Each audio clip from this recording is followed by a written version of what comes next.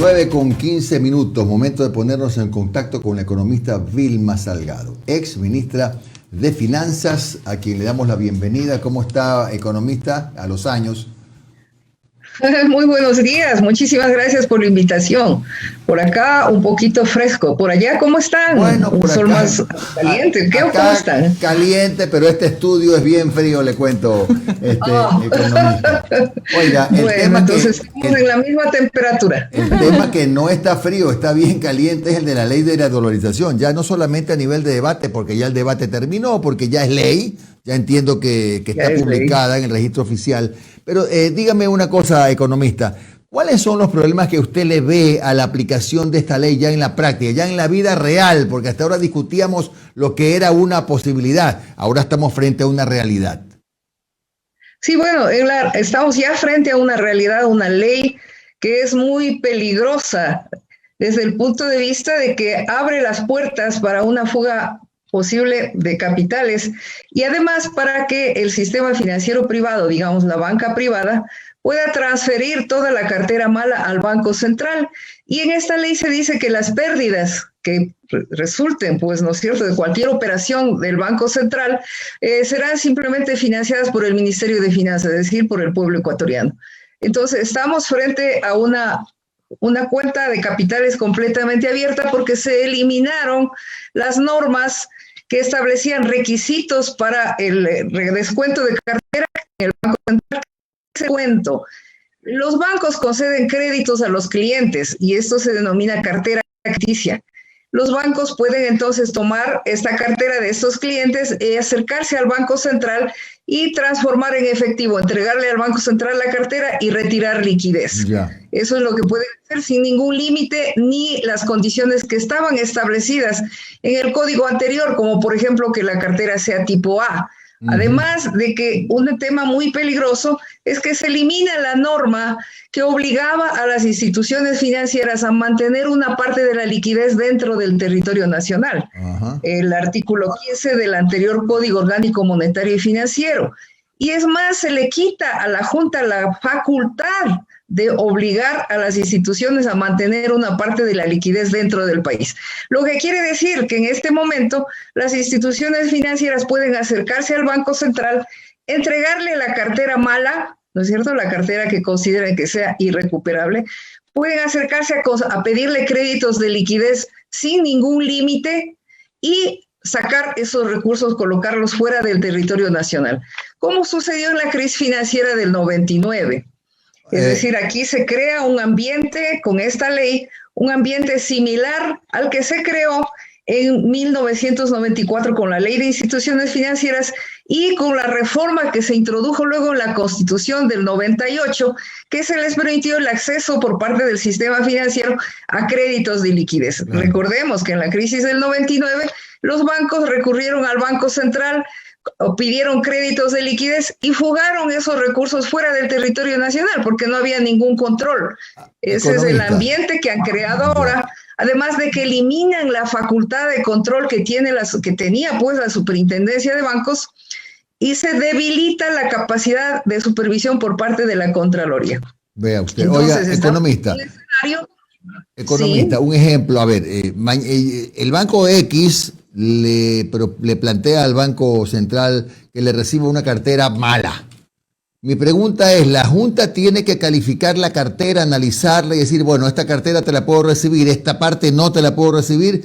¿O está establecida ya como una especie de obligación que no importa la calidad de la cartera, igual se la puede canjear por efectivo?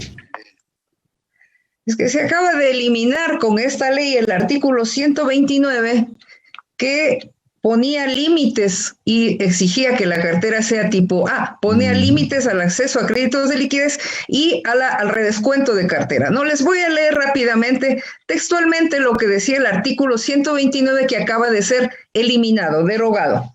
Artículo 129, límite a la concesión de créditos en la ventanilla de redescuento, es decir, la cartera que pueden entregar al Banco Central, los bancos, y a la inversión de excedentes de liquidez. ¿Ya? Aquí se le daba la facultad a la Junta de establecer cupos. Dice, los cupos que establecerá la Junta para que las entidades de los sectores financiero, privado y popular operaciones de ventanilla, de redescuento o de inversión doméstica en el Banco Central del Ecuador se determinarán sobre la base del índice de solvencia y las relaciones patrimoniales determinados por la Junta en función de los objetivos de política económica. El cupo agregado para estos dos instrumentos no podrá ser superior a la suma acumulada de A, el 100% de la posición en títulos emitidos por el ente rector de las finanzas públicas y el Banco Central del Ecuador. B, el 70% de los aportes individuales no comprometidos por la entidad financiera en el fondo de liquidez. Y C, la cartera de crédito con calificación de al menos A, que no supere junto el 30% del patrimonio técnico constituido de cada entidad. Entonces, eso se eliminó. Ya no existe eso. Ya no existe. Y además se eliminó el artículo 15. El artículo 15 se denomina facultades macroeconómicas. La Junta de Política y Regulación, les leo, ¿no es cierto?, para que vean qué es la ley. La Junta de Política y Regulación Monetaria y Financiera, que era anterior, porque ahora crearon dos juntas, una de política monetaria y otra financiera, podrá establecer condiciones y límites a la posición en activos externos que las entidades financieras de valores y seguros, así como las entidades no financieras que otorguen crédito por sobre los límites que establezca la Junta, mantengan en el exterior. Se podía regular. Ahora ya no hay límite, Ya no hay límite. Es más, el mismo artículo 15, otro párrafo decía, la Junta de Política y Regulación Monetaria y Financiera podrá disponer que las divisas provenientes de las operaciones que ella determine ingresen de manera al país y establecerá multas. Es decir, esto también se eliminó, lo que quiere decir que los exportadores, por ejemplo, exportan y pueden mantener en paraísos fiscales como lo han tendido a hacerlo. O las instituciones financieras, redescontar cartera en el Banco Central, recibir créditos de liquidez sin condiciones ni límites y colocarlas fuera del territorio nacional. Economista, es decir, un temita. Ese es el riesgo. Ya, un tema, uno de los. Omar también tiene un par de preguntas importantísimas y Alondra.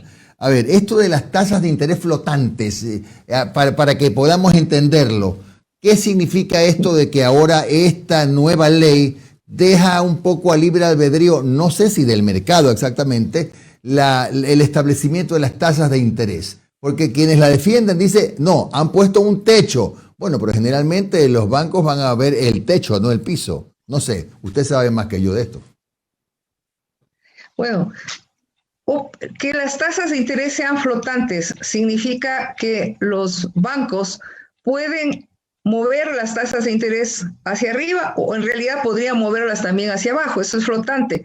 Yo contrato un crédito a una tasa, digamos, del 15%, pero luego los bancos pueden subirle al 50%, no sé, veamos la crisis en el caso mexicano, o nosotros, en los mismos años 90, ¿no? No nos olvidemos que las tasas de interés llegaron a bordear incluso el 100%, el 90%.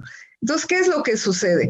¿Con qué argumentos las instituciones financieras, incluso las autoridades, cuando tienen esa facultad, suelen subir las tasas de interés? Con el argumento de impedir la fuga de capitales. Es decir, a ver, dicen, si están fugando capitales, tenemos que pagarles más para convencerles de que se mantengan dentro del territorio nacional. Pero subirles la tasa de interés significa que quien tenga una deuda automáticamente tiene que pagar. Es la razón por la que en numerosas crisis, no solamente en el Ecuador, sino a nivel mundial, pues los deudores han visto que las tasas de interés iban por el ascensor y definitivamente han incurrido en incapacidad de pago, que es lo que además ocasiona, pues ya que los mismos bancos, ¿no es cierto?, en ese momento ya no puede cobrar las deudas. Pero claro, aquí está ya la ley para que si no hay un deudor que no paga, simplemente se va al Banco Central y le dice, tome esta cartera, preste la liquidez.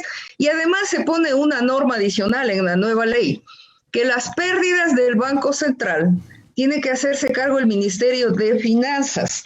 Es decir, ¿quién es el Ministerio de Finanzas? Somos nosotros los ecuatorianos, porque los recursos que maneja el Ministerio de Finanzas son recursos públicos. Esos recursos los utiliza para atender las necesidades de educación, de salud, de seguridad, que es la mayor parte, el 90% de los recursos se destinan a educación, salud y seguridad. Entonces, si va el Banco Central a trasladar las pérdidas, simplemente como está ya en la ley, al Ministerio de Finanzas, el gasto es la atención a las necesidades básicas de la población. ¿Y quiénes pagamos entonces estas pérdidas del Banco Central?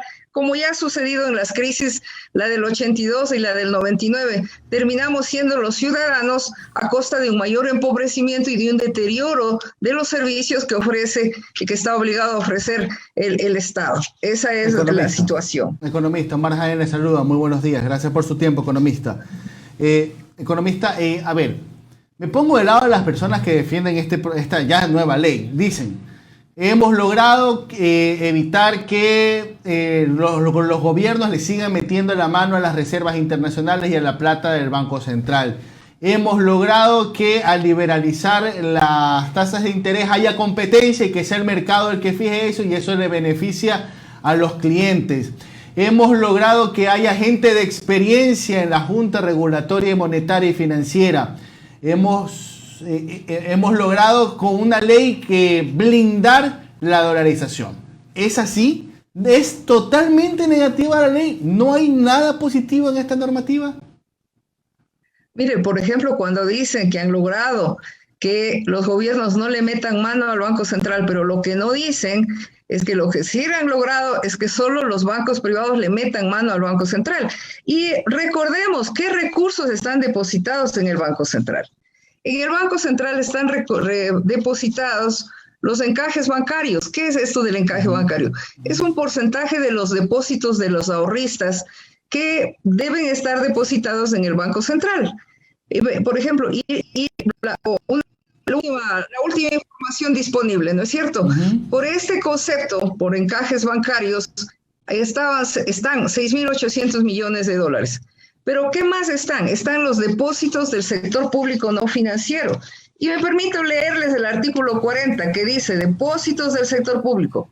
Los recursos públicos de las instituciones, organismos y empresas del sector público no financiero se mantendrán en depósito en el Banco Central del Ecuador, de conformidad con las regulaciones que emita la anterior Junta de Política y Regulación, ahora es la Junta de Política y Regulación Monetaria. Entonces, en el Banco Central, por ley, tienen que estar depositados todos los recursos de las entidades públicas, ¿no es cierto? Claro. Pero que resulta que el gobierno no puede acceder de ninguna manera a esos recursos porque se le prohíbe en esta nueva ley que el Banco Central conceda ningún tipo de financiamiento. El artículo 56, prohibición de la financiación monetaria. El Banco Central del Ecuador, estoy leyendo, no proporcionará financiamiento directo ni indirecto al gobierno central, al ente rector de las finanzas públicas, a los gobiernos autónomos descentralizados, las instituciones del sector público, ni a las instituciones de propiedad pública.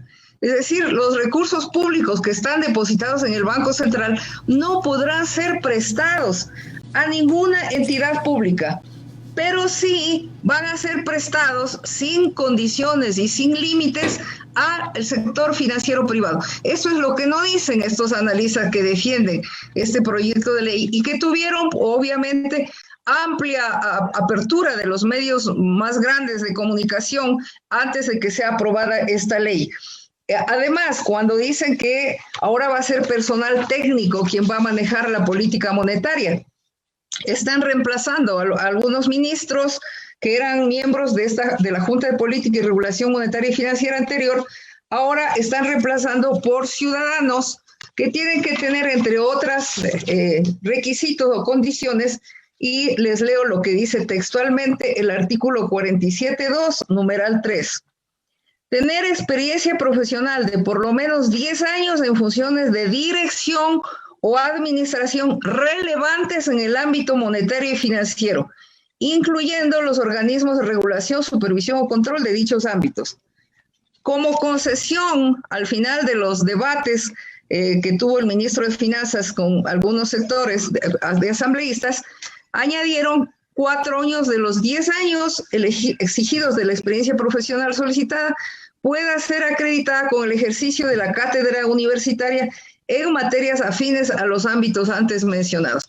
Es decir, ¿quiénes cumplen este requisito de 10 años, digamos 6 años más 4 en la cátedra universitaria de materias afines? No cualquier profesor, pero digamos 6 años de experiencia, ¿no es cierto?, en funciones de dirección o administración relevantes. Relevantes. En el ámbito bien subjetivo. Bien subjetivo. Bien subjetivo. Es bien subjetivo ese término. ¿Qué? Exacto, relevantes, mire, o sea, es un director de alguno de los bancos, un gerente, es un alto funcionario y esa es la condición que tienen que cumplir. Entonces, ¿a quiénes pasa el manejo de la política cambiaria, crediticia, financiera? Pasa a estos 3 ciudadanos, antes eran 5, les bajaron a 3, pero son 3 ciudadanos que tienen que reunir esta característica, ex altos funcionarios del sistema bancario privado que van a manejar entonces la Reserva Monetaria Internacional, ¿no es cierto? Van a manejar las tasas de interés, o sea, si es que finalmente los cupos de crédito, si es que les ponen, no van a poner cupos, pero sí techos, ¿no es cierto?, al monto de los recursos que accedan. Es decir, toda la política sin control de la Superintendencia de Bancos ni de la Contraloría General del Estado, economista, sino que van a ser auditoras privadas. Es decir, es como que el Estado renuncie al manejo de la Reserva Monetaria, de las políticas monetarias, cambiarias. Es más o menos una renuncia. Es que definitivamente con esta ley, que está además plagada de inconstitucionalidades, ¿no? La misma Asamblea señaló más de 11 violaciones a la Constitución. Obviamente lo que se está es dando a los administrados, digamos, al sistema financiero privado, que sean ellos los que manejen la política monetaria, cambiaria y financiera. Economista. Eso es lo preocupante. ¿Cómo está, economista? Sí. Le saluda Londra Santiago, un gusto. Oiga, la verdad es que me han quedado algunas cosas claras porque la economía es mi punto débil, pero yo le voy a decir algo y por favor corrígeme si estoy equivocada. Yo lo que considero después de escucharla y escuchar también a varios invitados hablando de esta ley, es que de alguna manera se protege de forma excesiva a los bancos, o sea, básicamente eso. Y la pregunta es, ¿por qué los bancos quieren tanta protección legal ganando tanta plata? ¿Saben algo ellos que no sabemos? Porque se menciona lo del 99, pero ¿por qué esta protección excesiva, digo yo? O sea, ¿qué puede suceder? ¿Qué es lo que piensan ellos? ¿Qué saben ellos que nosotros no sabemos? Bueno, ellos tienen el poder, ¿no? El poder económico que les da el manejo de nuestros ahorros. Y realmente si nosotros miramos el pasado, la crisis financiera del 82, la crisis financiera del 99, lo que podemos observar es que en esas dos crisis, el sistema bancario pues, y en general los grupos económicos más poderosos, no solamente que no perdieron, sino que obtuvieron grandes utilidades. Este es el problema que tenemos, no solo en el Ecuador, sino en el mundo, ¿no? Que estos grandes grupos económicos y sobre todo el sector financiero obtiene grandes utilidades en los momentos de crecimiento de la economía. Si nosotros vemos hasta el año pasado, todos los empresarios en crisis, menos los bancos que siguen mostrando grandes utilidades y que ni siquiera modificaron la tasa de interés desobedeciendo una instrucción de la Asamblea, sino que crearon costos adicionales como seguros de crédito, ¿no? Entonces, ¿qué es lo que sucede? Acumulan durante la época de auge de la economía y en las crisis se han acostumbrado a obtener también beneficios. En la crisis de los 82 se beneficiaron con la sucretización de las deudas. ¿Qué pasó allí? En esa época, pues, el expresidente Hurtado, ¿no?, de la democracia popular, pues dictaron la norma que permitió que los deudores originales en divisas entreguen al Banco Central esas deudas. El Banco Central se hizo cargo de esas deudas y en cambio estos deudores le pagaron en sucres devaluados. Entonces se ocasionaron grandes pérdidas para el Banco Central que luego fueron transferidas al Ministerio de Finanzas, es decir, a toda la población. Nosotros pagamos esos costos de esta sucretización. Luego en los 90, primero recurrieron a créditos de liquidez, otra vez democracia popular, el gobierno del expresidente Maguad. Créditos de liquidez posibilitados por una reforma que se introdujo en la Constitución del 98, ¿no es cierto? Recibieron los créditos de liquidez, como no había ningún control del uso de esos recursos, pues los fugaron fuera del territorio nacional. Recuerden ustedes que se mencionaba a uno de esos bancos que recibió créditos y fue y se compró otro banco fuera del territorio nacional. ¿Qué pasó? El sucre se devaluó al 100% trimestral, pues esa era la moneda en la que el Banco Central les entregaba los recursos. ¿Qué significó para nosotros, el conjunto de la población? Significó una quiebra masiva de empresas, significó la crisis más profunda que hemos vivido hasta antes de la actual que estamos viviendo. Los ecuatorianos tuvieron que, entre 2 y 3 millones se estima de ecuatorianos tuvieron que salir fuera del país. Claro, están ahora justamente en Europa, fundamentalmente en España, en Italia. Economista, créame que nos gustaría seguir. Sí, que se convirtió en el segundo rubro de ingreso de divisas, las remesas de los migrantes, y eso sigue hasta hoy. Así es. Entonces ahora tenemos un riesgo doble. Caída y limpia, digo yo, ¿no? Porque podrían recurrir a los créditos del Banco Central, entregarle la cartera mala y luego decir que como hubo una crisis sistémica que está mencionada además en esta ley, pues no tiene más remedio que cambiar a otra moneda. Es decir, están poniendo en riesgo la dolarización, no la están protegiendo, están poniendo en riesgo, porque impiden que el Estado pueda utilizar ningún tipo de recursos, ni créditos, ni ningún tipo de operación, aún en una pandemia como la que estamos viviendo o en una crisis grave que se puede enfrentar. El Estado no puede utilizar ningún recurso del Banco Central, pero sí el sector financiero privado sin límites ni condiciones. Gracias. Este es el sentido de esta ley. Gracias, economista Vilma Salgado, exministra de Finanzas, por su explicación sobre los riesgos de la ley de defensa de la dolarización. Un buen día, economista. Muy buenos días. Muchísimas gracias por la invitación.